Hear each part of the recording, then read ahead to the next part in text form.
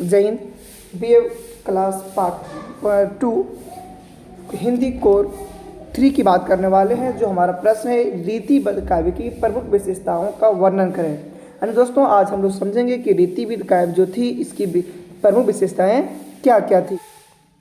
रीतिबद्ध काव्यधारा वह काव्यधारा जिसमें ग्रंथों की रचना काव्य शास्त्रीय नियमों में बंद कर की गई हो, उसे रीतिबद्ध काव्यधारा कहते हैं। यानी दोस्तों, वह काव्यधारा जिसमें ग्रंथों की रचना काव्य शास्त्रीय नियमों में बंद कर की गई हो, उसे रीतिबद्ध काव्यधारा कहते हैं। इसमें अलंकार, रस, नायिका, भेद, गुण और ध्वनि आदि के काव्य शास्त्रीय नियमों में बंद कर काव्य रचना की जाती है, इसलिए इसे शास्त्रीय काव्यधारा भी कहते हैं।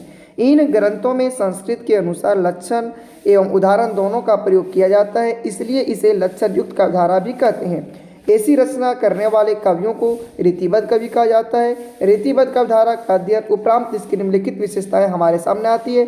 अब देखने वाले किसकी जो विशेषताएं हैं, विशेषताएं क्या क्या है। तो पहली विशेषता है रीति निरूपण, लिखिए, डैश करेंगे, अच्छे से आपको हेडिंग बनाना है और यह प्रश्न आपके लिए मस्ट इंपॉर्टेंट होने वाला है। तो रीति निरूपण को अच्छे मोटे कलम से अक्षर से लिखेंगे और इसका विवरण करेंगे। लिखेंगे, रीतिबद्ध कवियों ने रीति निरूपण को प्रमुखता दी। प्रायः सभी कवियों ने काव्यांगों का निरूपण करते हुए लक्षण ग्रंथों की रचना की। रीति निरूपण प्रायः 3 दिशाओं में हुआ: अलंकार निरूपण, नायिका भेद और निरूपण छंद निरूपण। यानी दोस्तों, रीति निरूपण में लिखना है कि जो रीतिबद्ध कवि जो थे वह रीति निरूपण को प्रमुखता दी। और इसे लिखेंगे, प्रायः सभी कवियों ने काव्यांगों का निरूपण करते हुए लक्षण ग्रंथों की रचना की। इसके बाद उसे अलंकार का कुछ नाम लिख देंगे। नेक्स्ट टॉपिक में लिखेंगे दोस्तों, अर्चायत्व का अभाव। लिखेंगे, रीतिबद्ध कवियों में अर्चायत्व का अभाव था।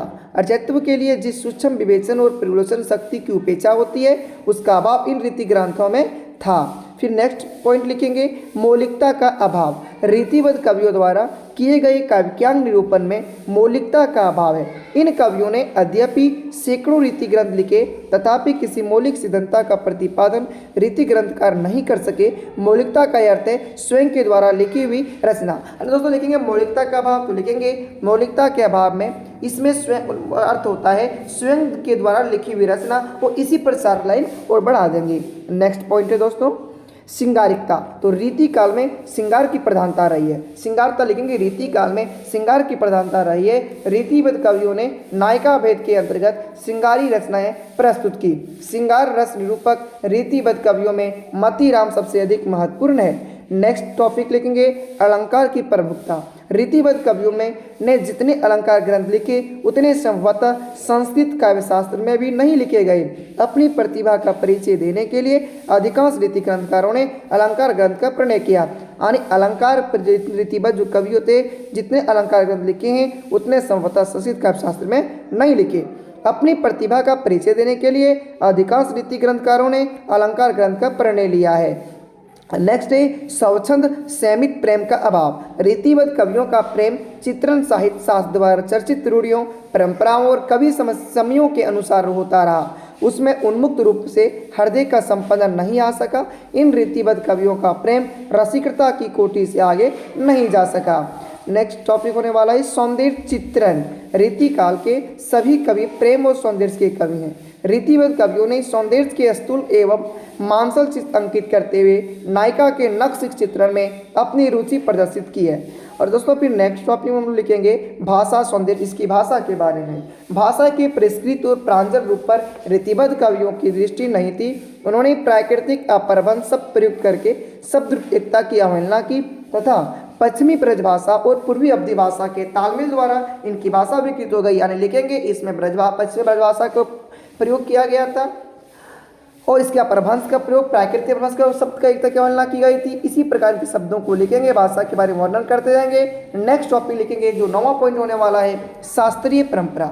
रीतिबद्ध कवियों ने शास्त्रीय पद्धति पर रीति निरूपण करते हुए लक्षण ग्रंथों की रचना की। रीतिबद्ध काव्य शास्त्रीय सीमाओं में बांधा हुआ है, अतः उसमें भाव, रस, नायिका, भेद, अलंकार आदि का निरूपण काव्य शास्त्रीय परंपरा के अनुरूप किया गया है। नेक्स्ट टॉपिक 10वां लिखेंगे, छंद विवेचन। पाठकों को कविता में प्रयुक्त होने वाले छंदों की जानकारी कराने के उद्देश्य से रीतिबद्ध कवियों ने छंद विवेचन करने हेतु रीति ग्रंथ की रचना की। अगर वो अपन लिखेंगे रीति संप्रदा की प्रवृत्ति। रीतिबद्ध कवियों में प्रतिस्पर्धा एवं प्रतियोगिता की भावना भी मिलती है। प्रत्येक रचनाकार अपनी रचना को सर्वश्रेष्ठ सिद्ध करने के लिए चमत्कारपूर्ण श्रृंगार साहित्य की रचना करने में लगा हुआ था। इस प्रकार उनमें संप्रदा की भावना विद्यमान थी। और नेक्स्ट पॉइंट लिखेंगे ब्रजभाषा की प्रधानता। रीतिबद्ध कवियों में मुख्य रूप से ब्रजभाषा की प्रधानता थी। इन कवियों ने इस भाषा को साहित्य भाषा के श्रम सोपान पर पहुंचा रखा था। फिर भी इस समय कुछ नेति साहित्य इन भाषाओं जैसी पंजाबी, कनौजी, अवधी आदि भाषाओं से भी रचा गया। भाषा की दृष्टि से इन कवियों में माधुर्य गुण की कोमलता अवश्य लक्षित होती है। बस दोस्तों, तो अपने इसी प्रकार हम लोग इन सब पॉइंट को लिखेंगे और अपने प्रश्नों का जवाब सटीक शब्दों में देंगे। अगर आशा है अगर आप इस प्रकार के टॉपिकों को लिखते हैं तो आप बेहतर से बेहतर मार्क प्राप्त कर सकते हैं। तो ये था रीतिवाद काव्यधारा की विशेषताएं। तब तक जय हिंद, फिर मिलते हैं अगले वीडियो में।